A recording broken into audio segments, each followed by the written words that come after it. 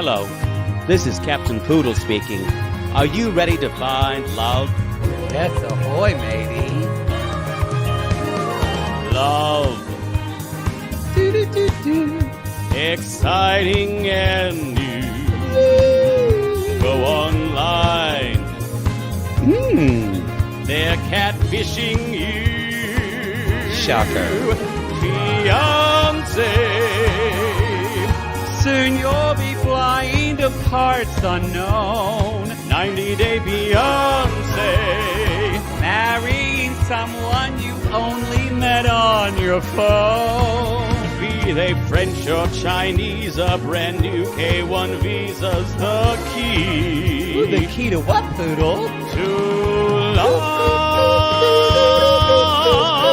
It's reality gaze. Let's love.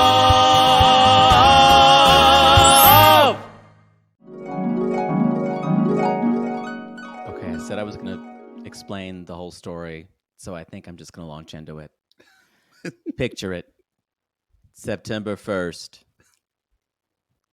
It's around 8:30 p.m. Pacific time. I'm at home.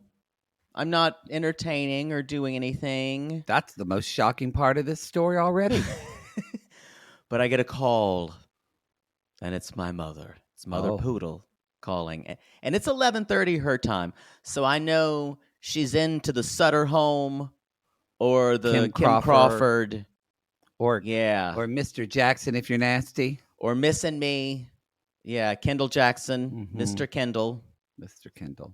Yeah, she's hitting that. God, we served the hell out of that when I worked at Interurban. Just beer muffins and white Kendall Jackson wine. How long did you work there again? A month. That's terrible. Anyway, I don't answer the phone, mostly because she doesn't leave a message. And I say, that could be either good or bad, because I know I'll be hearing a wine slur and possibly a tearful conversation. So I'm not ready for it. I'm going to call her tomorrow. That's what I'll do. So I call her Saturday, and she answers the phone. Well, J-Bird, it's good to talk to you. This is nice. Every time it's kind of like I've done her, like she's like I've spared her life, like a king has decided to let her live, like she was convicted of execution. She's like, oh, what do I do? Oh, this honor. Cool. And I said, hi, Mom. Did you? I saw you called last night. I didn't see it. Lied. She's like, well, yep, I called you. And she's like, just me and Muffin sitting here on a Friday night, my anniversary. And your father was going on my 50th anniversary. And I went, First of all, I thought it was their 49th. So I was already fucked up. I sent them an anniversary card. I didn't say anything about the number, anything. So I already felt like a heel, but I sent a card. Anyway, she tells me the story. My father was going on a fishing trip in Canada, in British Columbia. And it was supposed to be a bad rainstorm, and he wanted to get out of there early to make it so he could beat the bad weather. He wanted to get out of South Carolina? Yes. Yes. Kind of all of it to get to the place, because it's quite remote. He has to take like 3 flights. It's way up in British Columbia. So he made a mistake. He he made his like assistant like rebook him on a flight. And of course it's like on September 1st, he'll just leave on September 1st. And he told my mother, and my mother went, you know, that's our anniversary. It's our 50th. You're telling me I spent this many years with you? You don't remember the date? I guess I just need to I know how much I'm worth. And my father, I can just see my father going, and just looking down, knowing he's lost. and knowing there's nothing. And so he tried. They had to have they did like a anniversary the day before, like he left. But it's not enough. He's like, he brought me grocery store flowers, and like, we had some nice. He brought in some scallops and other things, but doesn't mean anything to him. That's where you get 50 long stem roses for your wife on your 50th anniversary when you are leaving on it. That's what you do. That's what any person with common sense would do. He's gonna pay for it later on. I feel sorry for that man.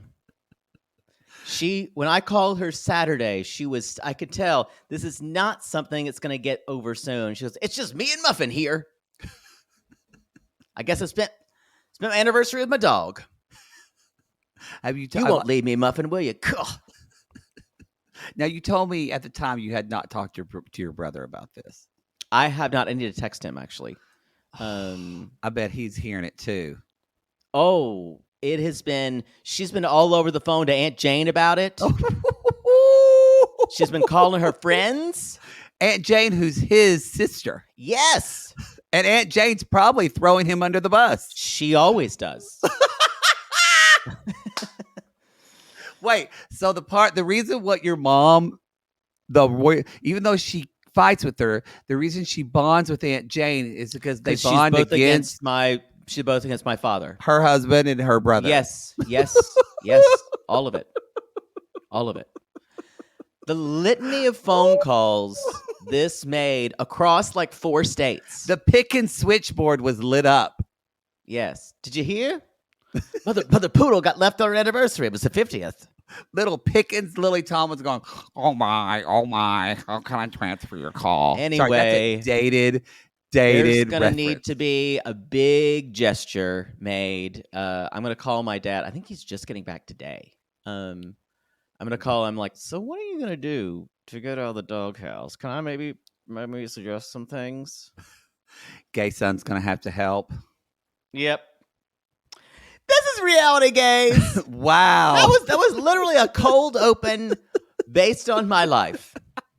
Because my father forgot my mother's and his anniversary. It's their 50th, and left early on a fishing trip. I mean, in his defense, he was supposed to leave the 3rd. Also, in his defense, you're better than him, but you're like dates and things you don't. I feel like so you kind of. I want to say I'm terrible. You can't take it personally, but the 50th. Yeah, I totally agree. Yeah, that's a big one. That's a big one. It's bad. Does the man have an iPhone? Can he not set a reminder in his phone? Oh, absolutely not. He can't do that. I bet his assistant has to do the most menial shit like I had to do at the law office. I would not do that man's job for $8 million a year salary. Friend, could you load paper in here? I just don't know how. And my father has 0 patience, less than I have. So, yeah. This is reality, guys. This is B90. I was going to tell that whole story. It has been the talk of my family, and it was all we talked about. It's pretty incredible to forget your 50th anniversary. So wow, I was kind of speechless when I heard it. Yeah, I wasn't speechless. I actually got scared. Like if someone said we just saw King Kong and he's coming, like I felt that impending doom. No, the guilt installment plan that this is going to set up. Oh, like she's going to collect every month.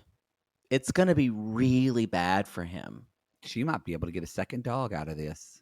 Oh, she doesn't want a second dog. Muffin can't be with any other dogs. Muffin's too much of an alpha. Muffin doesn't like it when I'm there. Muffin hates you. She doesn't hate me. She considers me a necessary evil. I would love for you to talk to my dog psychic about Muffin. To hear what she I says. know what Muffin thinks. I don't need to talk to your dog psychic. Muffin sees me as a subordinate and a pawn in her life. as an impediment to my mother's attention. Maybe she wants to kill you a little bit like Pee-wee. Maybe. Y'all, this is season 6, episode 15. Every time we say goodbye, part 2. Because we're gay men that have to talk that long about 90 minutes of television. I will say that, and like, I think B90 especially lends itself to like conversations like this, because it is just, especially this cast. Any announcements, y'all? We are only 4 or 5 days into September fully loaded. Pew, pew, pew, pew. Boom, boom, boom. Laser lights.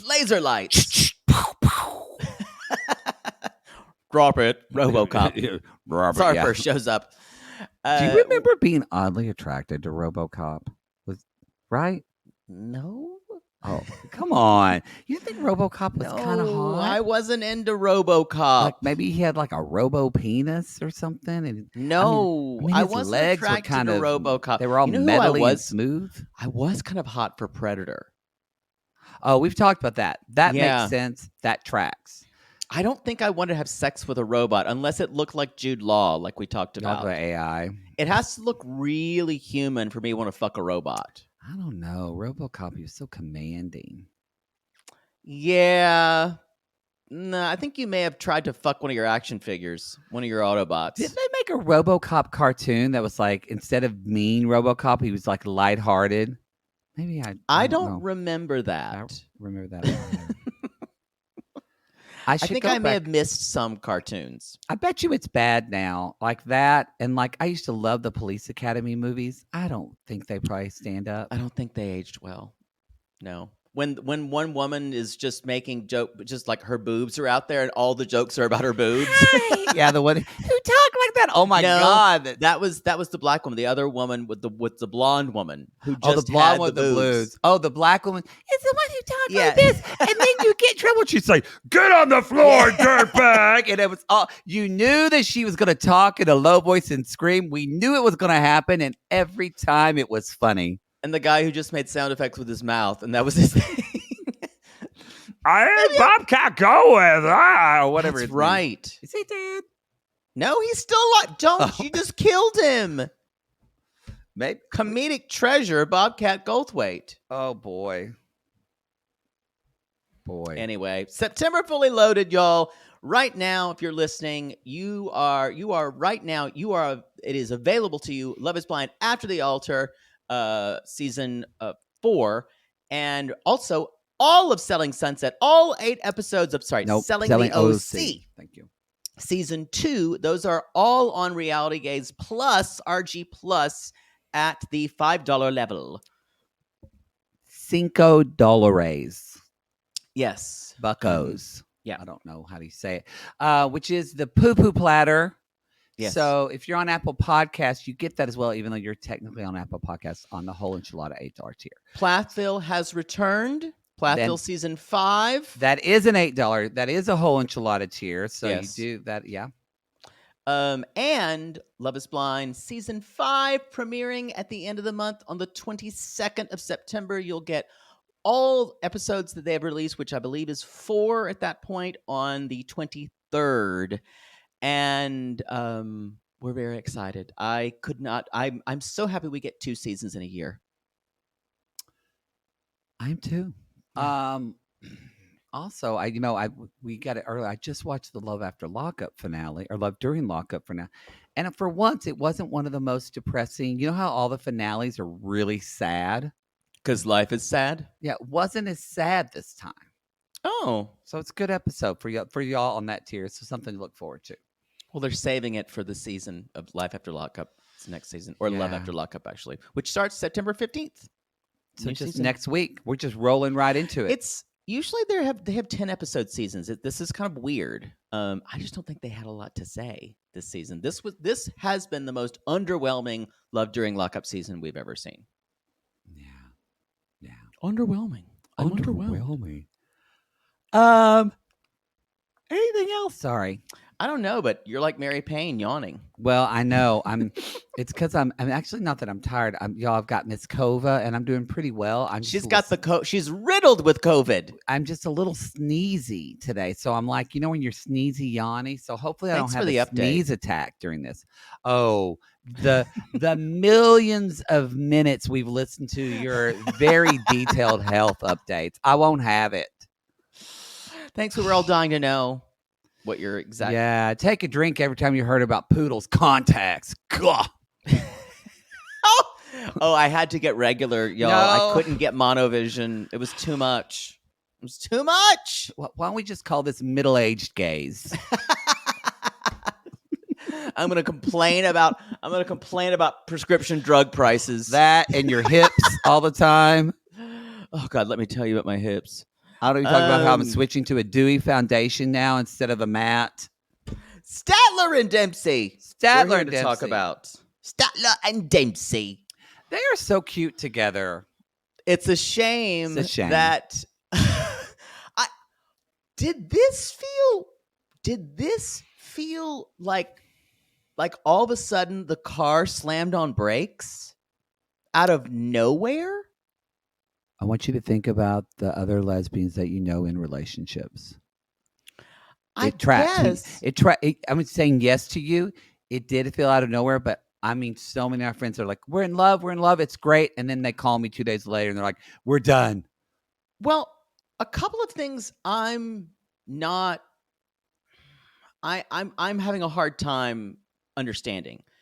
If Dempsey says that Statler was open to having kids before, that wasn't addressed in any of the in the moments. It wasn't. They didn't ask Statler that. It feels like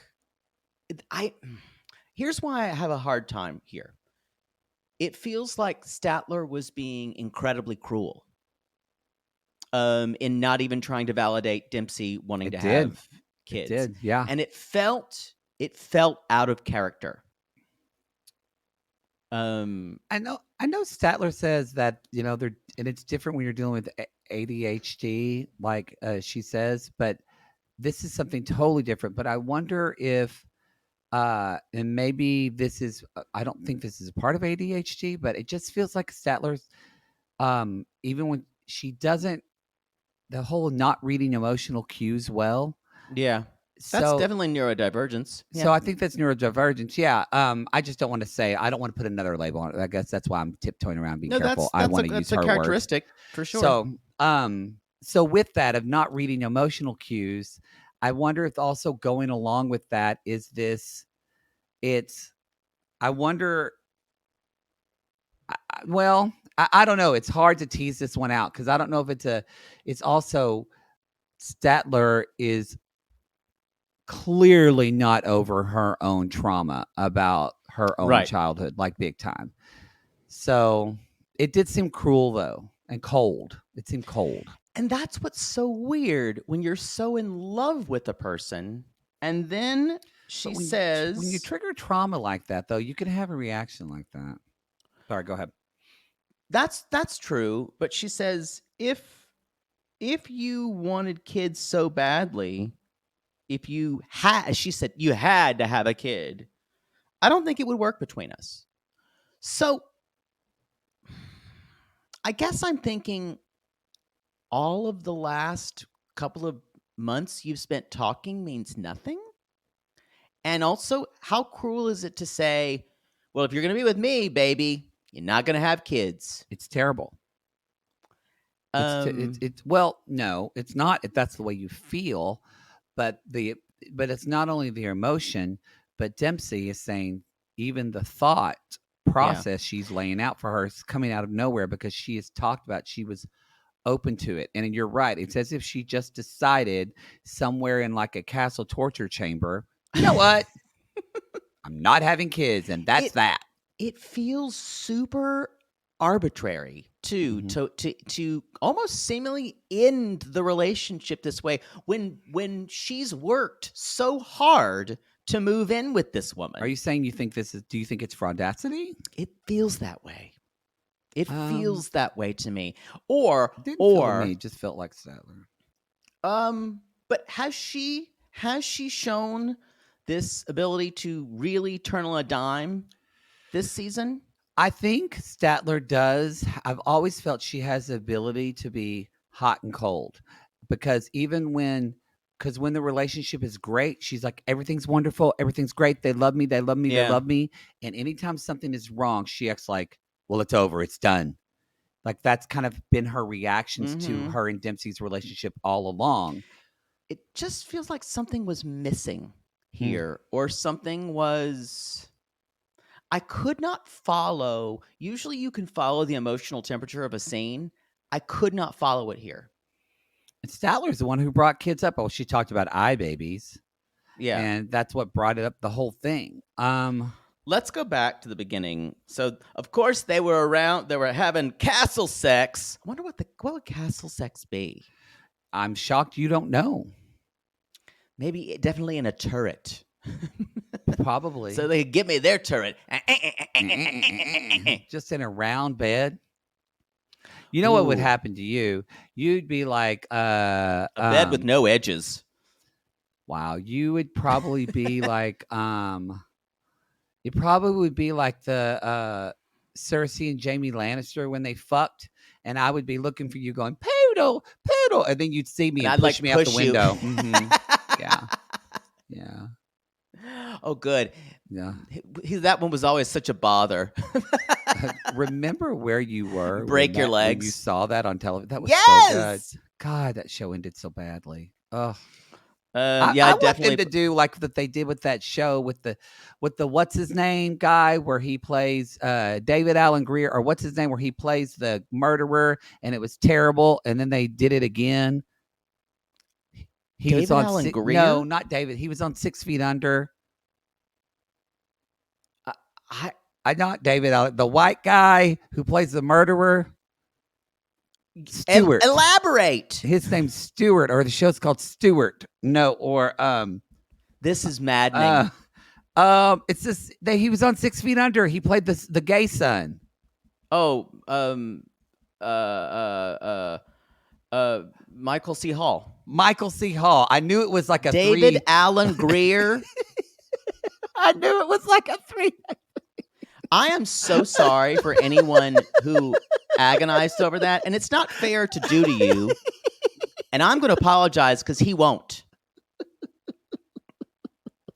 I don't know what show you're talking about. The show he was on Dexter. Dexter. Okay, it took Stewart. that long. He was a serial killer. Yeah, I said he was a murderer. So you know how that show ended terribly. It did. And then they got a chance to rewrite and redo the show. I wish they could do that with Game of Thrones. I wish they could just like redo that whole last year. And like took us 5 years from now. That long to say that? What is David Alan Grier up to? I haven't heard of David Alan Grier in a He while. is a very talented actor. Oh, he's so funny.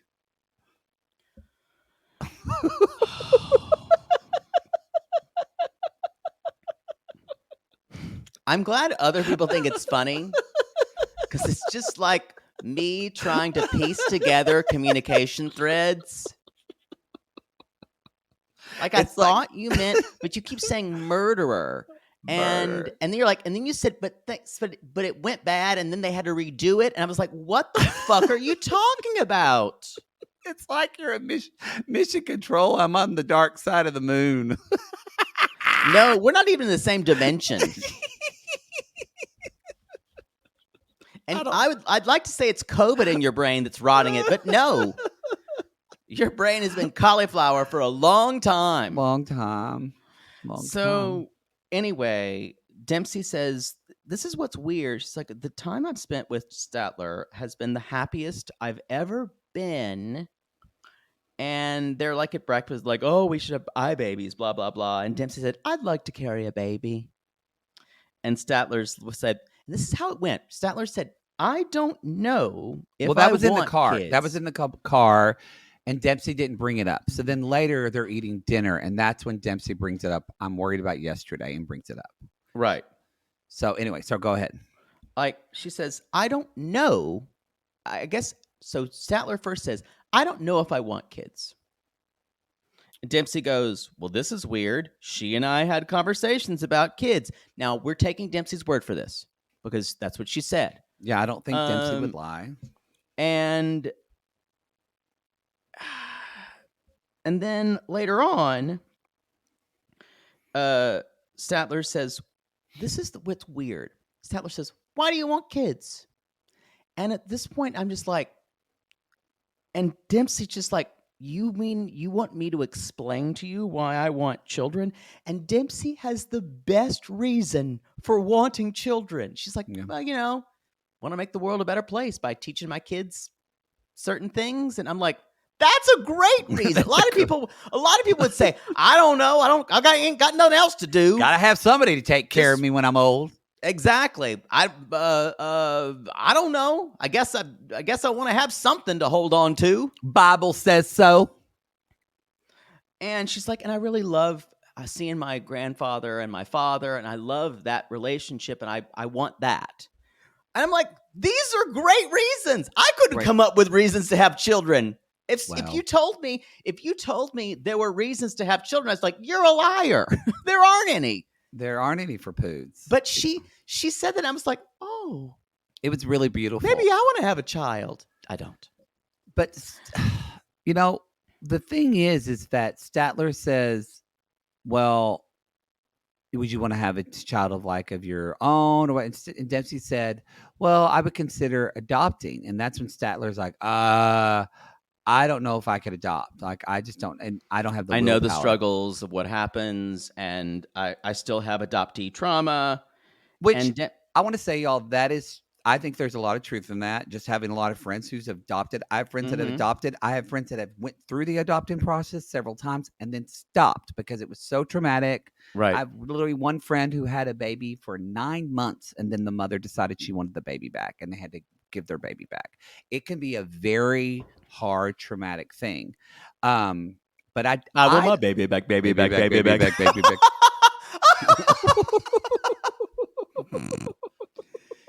And that's when she said, she had just picks up the phone and goes, I want my baby back, baby back, baby back, baby back. I don't care if he's 9 months old. Wow. She wants her baby back. She wants her baby back. No! We're terrible. You took me down that road. That is your fault. You led that leash to hell. That is not on me. Not on me. Oh, that's almost as bad as calling Austin from Selling the OC a family annihilator. Maybe. I still believe that. So here's my theory. So Statler is talking about all this adoption trauma. Don't get me wrong. I like Statler. I like her a lot. I think there's truth to what she's saying. And I don't think unconditional love is something Statler can handle. And let me explain this. I love Statler. She's funny. And I feel like we get her and on the show, and some people cheer, but we like her. And I say this with love, but I think she can be a little bit more selfish. I think she's in love with someone. This happens sometimes when someone is like a love addict. They want you to, they say, oh, I just want to give love, but they actually need constant validation. Right. They're looking for validation in love with someone else. And any parent, a lot of our sissy parents out there can testify, being a parent is one of the most unrewarding jobs in the world. Sometimes that's why you don't have kids. But I feel like it is so. I want my baby back, baby. No, we have to stop. No. I'm going to make Christina cut it if you do it again. This is terrible. Sorry.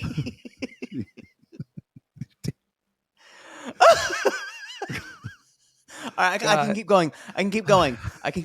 Wow. That's awful. That is awful. Moving on. Barbecue sauce. So anyway, but when I get it, she's saying, I don't want to have kids, but I don't think she wants to share Dempsey. I think it's too hard. So I think that's just as much or more of a reason. And then Statler said, I was hoping that I would be enough for her. And I went, that's not it. That is not a great way to approach relationships. That's where I really went, oh, yeah, this is a selfish love, not unconditional. Oh, it's... I still feel like there was something weird here in this scene. I don't know. We can keep talking about it. I actually just want to talk about David and Sheila because... well, we should say Dempsey says, okay, good talk, walks away. And she's packing and she's like, well, I'm done. Like, producer said, why do you walk away? And she's like, well, she wouldn't even consider it. So it's ended before it's even begun. All right. Yeah, I don't know. Maybe something happened in the scene after. Like, how does Statler not go and apologize? Because I wonder too, like now again, I go back to my theory is Statler now is really in love with Dempsey. Now that she's been with her, she really wants to be with her. So it's that before when she said, yeah, I consider kids. Look, Statler, I feel like probably is somebody who tells a lot of little white lies because they're afraid of telling the truth. And they go along with it. And then they back themselves into a corner because then they get caught in all these lies and people don't feel like they can trust them. Yeah. And now that she's really in love with Dempsey, she's like, fuck no, I don't want to share her. Yeah, it's just, boy, that's not a she has no business kind of love. No, she has no business being in a relationship right now. She needs to, if she has all this trauma and she work on it, girl. Yeah, work on it. Be who you want to date. Group therapy, y'all, if you are struggling with love addiction, even codependency, group therapy is a wonderful thing because often you will develop relationships or feelings sometimes with people even in your group. And that's a big no-no of the group. And a lot of times you can work through that shit in a group therapy session under professional. You could also try fucking your way through your and that's group what's therapy. I don't recommend Jake Anthony ever doing group therapy because he would fuck all the people in the group and then ghost the group. I'd like to say that you're wrong. I can see it immediately. As soon as I get vulnerable, I would totally like fuck somebody else. And that's Statler. When she gets vulnerable, it's really hard for her. And that's why it's easy for her to lead with sex. That's why I can kind of understand her sometimes. Oh, that's why this just took me out. This switch. She's not a bad person, but she's wounded as fuck. It's David's last day in the Philippines. Oh! Y'all, when I told you I ugly cried. And when I ugly cry, there's no, oh, that's pretty when he does this. No, y'all, it's like Viola Davis. Snotty. Like, snot out his nose. It's grosser than in a way, it's grosser than what Viola Davis did. Because at least there was some grace to that. I kind of look like I'm trying to poop after being constipated. Yeah, your face almost shifts where you look like a character from the Dark Crystal. Mm-hmm. You're not wrong. It's not bad. Good. But you know what? You cry. It's good to cry. I cry all the time. So this is post-proposal and clown penis sex, which apparently we had a lot of the red-nosed clown penis.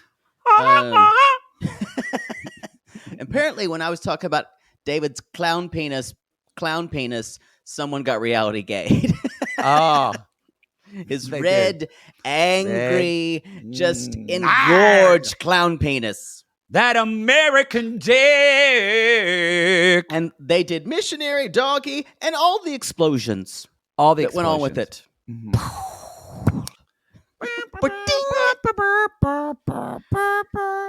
And they're going back to see her father and John Rail. And remember, has a week even gone by since her mother died tragically? I think like 2 weeks, maybe. Jesus. Anyway, and she's basically saying, if John Rail tells me again that he doesn't want to go to the U.S., I'll be heartbroken, but I cannot leave my son. So they tell the dad and the kid, we're engaged. And the kid's like, yay, I'm happy. Woohoo. Do you want to go? It's like, of course, I'll go with you. It's like, sure. And then dad's just sitting there like, Just me, Sounds great. Sounds. Have fun, grandson. I'm happy for you. I'm just gonna. I can't sure climb our stairs, so I guess I'm just gonna sit here. Guess I'm sleeping in the living room now. Well, no, wait. There's no roof over there, so I guess I'll be sleeping in the rain. I think this is one point where I think the dad is basically the point where he's saying, go live your life, honey. I know it's not here for you, but it does feel like at the end of like Rogue One or something, where they're on the plane. They have the plans for the Death Star, and they just tell the last person, "Go take these," and they know we're gonna die here. We've got to blow this planet that's nerdy, up. But true. So John Rail says, in America, the houses are big. I think I'm going to like it there. And the food is delicious. Oh, look, I see a lot of food. I think I'm going to like it here. I just imagine when you said that, John Rail being Annie. And where are they, in Nebraska or Kansas? This house has only this apartment only has 1.5 bathrooms. I think it has some central heat.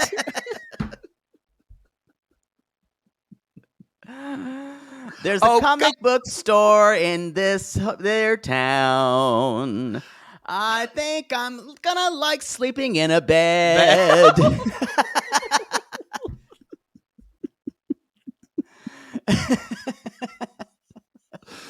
Oh, we're on the verge of terrible today. This town has 4 Burger King restaurants. I haven't crapped in almost a week. Of course the kid wants to go. It'd be one thing if they were in like a nice part of Cebu City. They ain't. Anyway, so y'all, at the very end, he's like, so you're going to have 5 children? And they're like, whoa, John Rail. Whoa, John Rail. So y'all, David is leaving that day. I'm already starting to have a bodily nervous system reaction to this, because she at one point is getting on him. She has to sit on him in the cab ride because she is literally, her mother died like 2 days ago. So to say that she might have a little bit of issues with abandonment and loss, which is very, normally we'd say they need to work through that. That's putting it mildly. And normally I'm like, she doesn't need to work through that because it just happened. And he tells her, I'm going to come back here and I'm going to apply for the visa. And I'm going to raw dog you.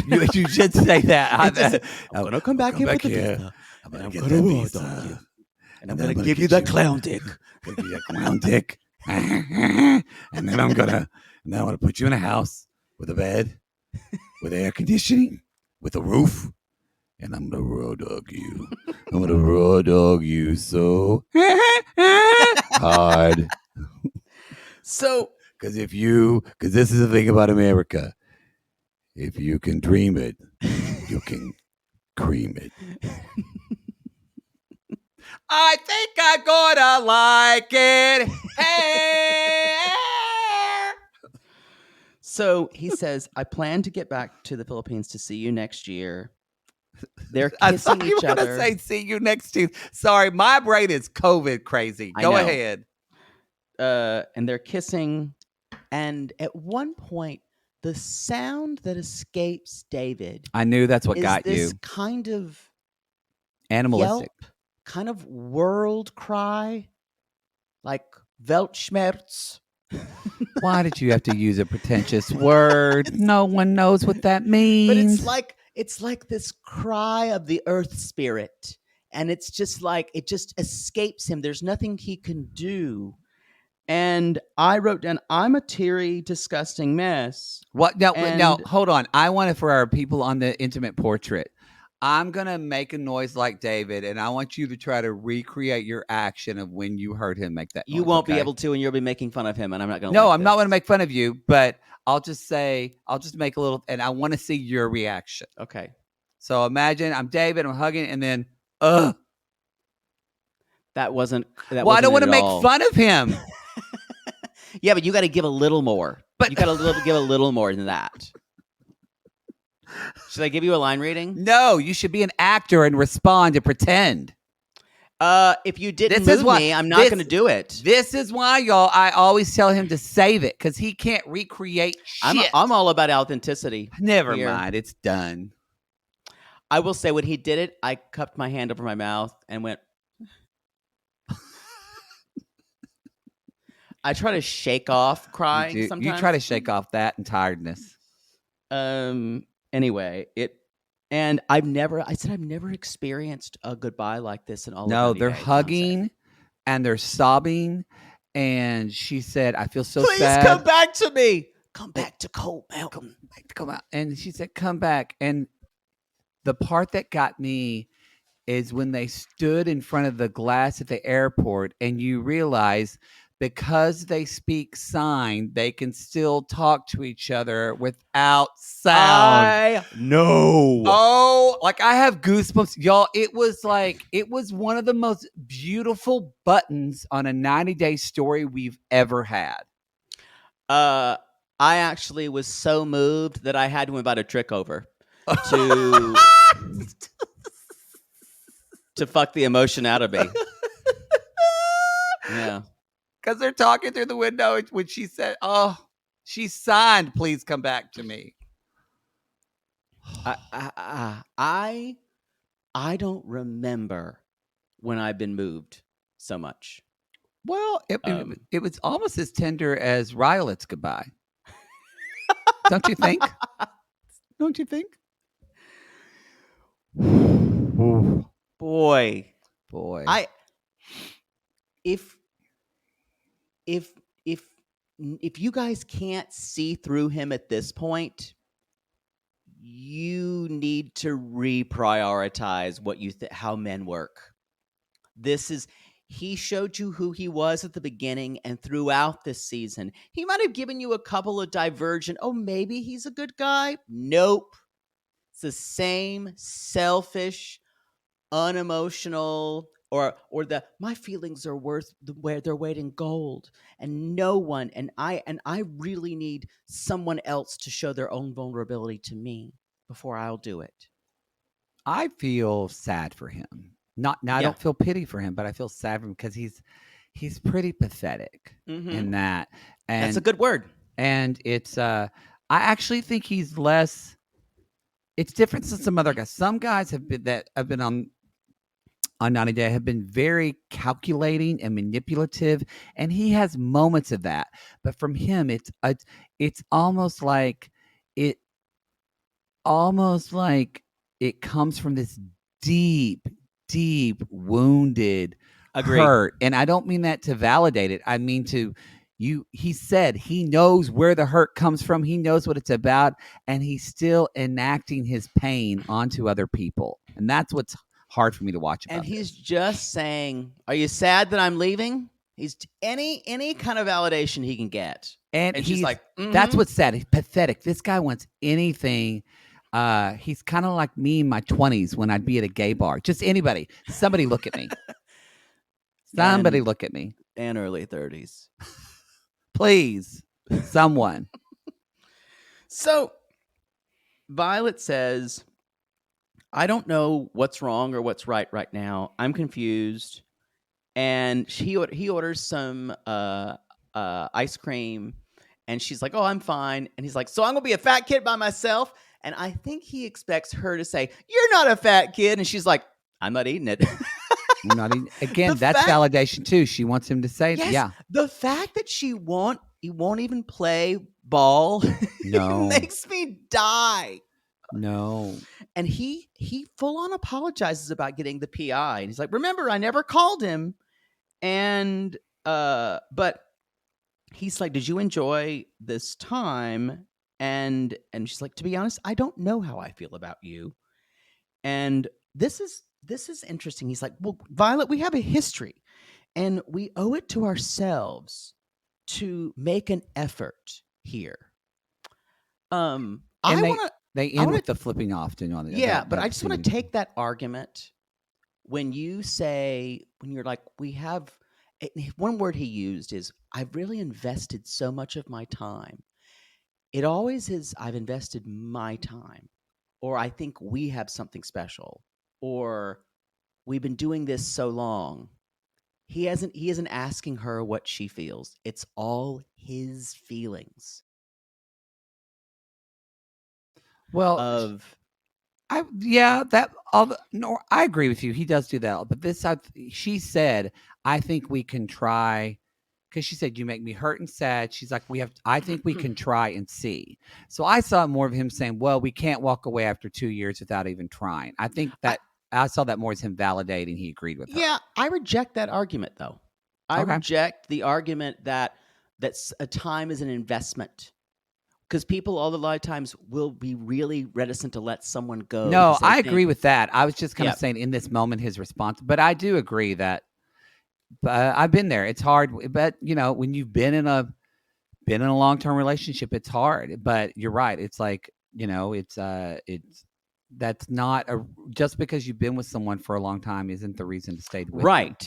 them. And I wrote here after this, they flip each other off, which means I love you or whatever, at the end of the dinner, and they both smile and they're happy again. And I wrote, wait a minute, because this idea just popped into my head, and I thought, we haven't seen them have sex yet. I don't know. And I wrote, or kiss. I don't think they've had sex at all. But y'all, apparently from what we saw at the end of this episode, that's not true. And have we even seen them kiss? No, I can't believe they showed that spoiler. Y'all, you've watched the episode, but the spoiler at the very end, like you see next week on, is that Violet's pregnant and it's his. And I'm like, but we never saw you fuck. Y'all never talked about it. That feels odd to me that on 90 Day Fiancé, they always talk about when they fuck. Always. Yeah. The morning after, the freshly fucked feeling. Yes. I agree. I totally agree. So she's helping him pack because she's got a family thing the next day, later on the day, and she's like, "I'm feeling sad, but and she's like, he said, I want to make sure that we're committed to working on things, right? And this is laced with, I still don't trust you. I think you're fucking around with other people, and also saying, and it's all on you to make this happen. The amount of responsibility this man gives to all of his partners is ridiculous. It's a lot of continuing to validate him over and over. And she's like, and I like that she's like, let's keep in touch. Oh, I love that. And Riley KIT. And Riley says, never change. It seems like she has her walls up. But instead, so he has a strategy for that. And I think this is best done in a reality gaze theater. I think you might be right. I think so. I think you're right.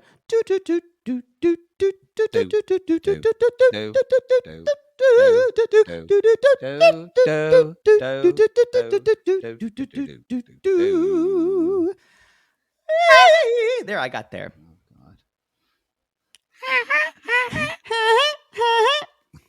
All right. Who are you again? Oh, you're Riley, right? I think I'm playing. I think we said I was going to play Riley. Okay. Poodle's going to be Riley. I'll be Violet. And action. Well, you almost hey, you get the fuck out of here. Hey, Violet. Yeah, mm-hmm. Look at me. Yeah. Uh-huh.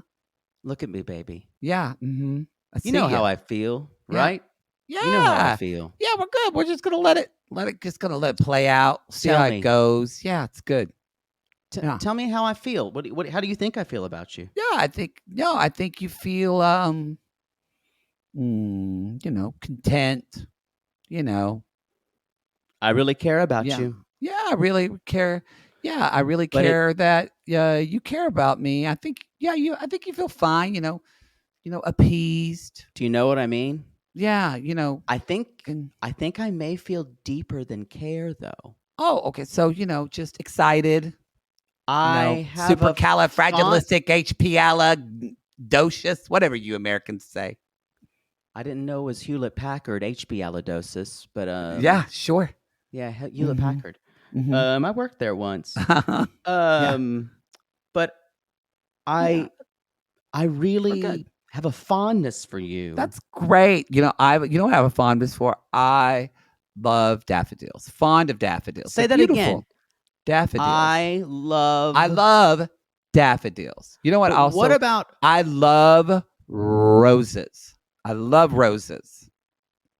They're great. And I love Snickers bars. Oh, they're great. They're great. We'll get you one on the way to the airport. We should. You know what I also love? Mm-hmm. I love Velociraptors. Great. Yeah. I think, I can tell you love those things. Finish the sentence for me. Mm-hmm. Get me? You, lollipop.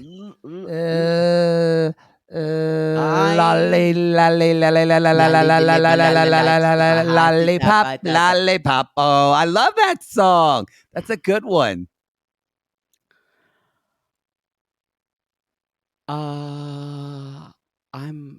I need to go to the sex tourist lounge. Okay, sure. So they have a specific window for me there. Mm-hmm, I'm happy to take you. Okay. It's been fun. Can I kiss you? Taxi.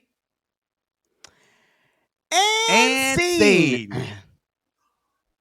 This was one of the best things that we've watched on 90 Day Fiancé in a long. This is going to become, again, I've said it about last episode with Gino. This is going to be a classic cutback of like when it was the saddest, most awkward, grossest thing, and he's sitting there trying to say, I love you, that L word, and she's just sitting there kind of with her arms crossed, looking like she just ate bad shrimp. And then she goes, "Don't say it. We need more time." Oh, she did say that. Yes, she did say that. And I went, She did. So later on, he's like, "It just took so much out of me to try to say those words." This man, it took him so much to say he loved feelings. Oh, wow. Good for you, Riley. You're a good boy, Riley. This is the most fragile man. Oh my God! Ever seen? This man has no business being in a relationship. Boy, I keep saying that about everybody this season. Oh, interesting. And he's like, "This might be the last time we ever see each other in person." And the producers ask him, "What are you feeling?" Then, of course, he says that what we expect. Well, she's got all the cards, and just puts it on Violet. When y'all, and even when he's leaving, she can't go with him because she, quote, has a family obligation. Can't go to the airport. She's got the ick, y'all. Yeah, she has got the ick big time. And now she got knocked up by this asshole, and now she's got to deal with it. But think she's making it up? Why would she make it up if she's icked out by him? Why would she make up that she's pregnant? That he's the father. If it's somebody else's baby? Well, he's going to ask that. 100%. He is 100% going to ask a paternity test. I think they'll probably know when the baby comes out. Who knows? Yeah, maybe. Maybe. But maybe it'll be like an Alexandra Josh situation. Remember that baby? Josh. Come on. Oh, yes. And everyone went, baby is black.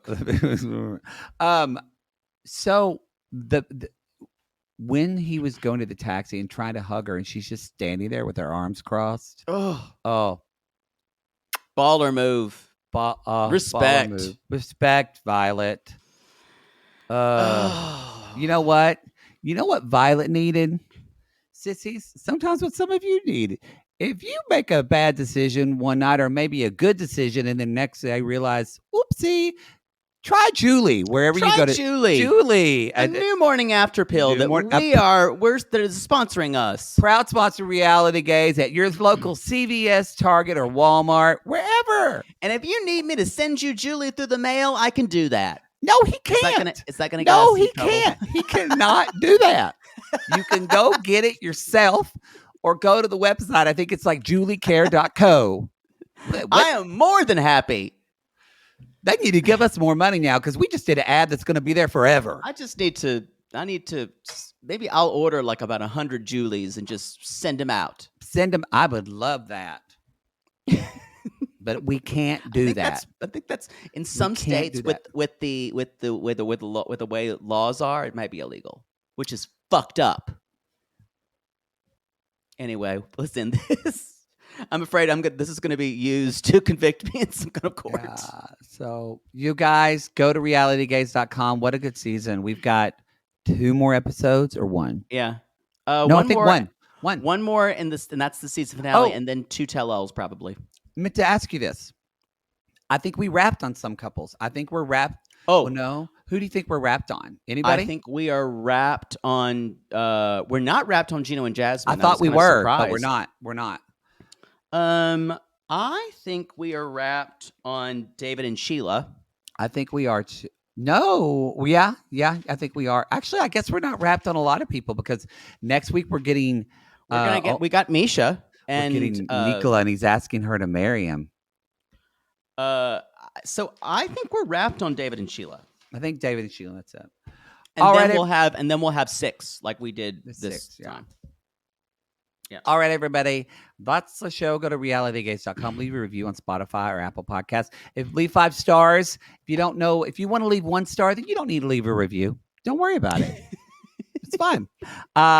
Leave 5 stars. And if you don't know what to write, keep going, Queens. KGQ. Yes, and y'all keep going, Queens, out there. I think it's official now. Almost everyone's back at school. So for our teacher sissies, we put us in those earbuds so you don't have to hear those kids. That's especially fine. At recess. For those parents driving your kids to school in a bathrobe in the morning, just put an earbud in your ear so you don't have listen to your kids talk about science. That's fine. Yes. Do what you need to do. I'm fine with hearing kids talk about science, though. I just don't want to hear them talk about Billy or Jalen or Kaylin in their show and how they are their class and how they don't want to go to their party. Boy, somebody brought up something on that one, didn't they? I guess someone wasn't invited to parties as a kid. Maybe. Anyway, y'all, for our education warrior sissies and the parents that are having their kids go, we're sending teacher warriors. Get out there. Yes, we're sending our love to y'all. We know we're back at it. All right. And parents, you can finally let go of your bowels. Yeah, exactly. All right, everybody. We call these people lonely hearts because aren't we all just lonely hearts looking for love in all the wrong places, Poodle? Yes. And if you... I'm so scared. Have ever given your baby up for adoption and you call and go, I want my baby back, baby back, baby back.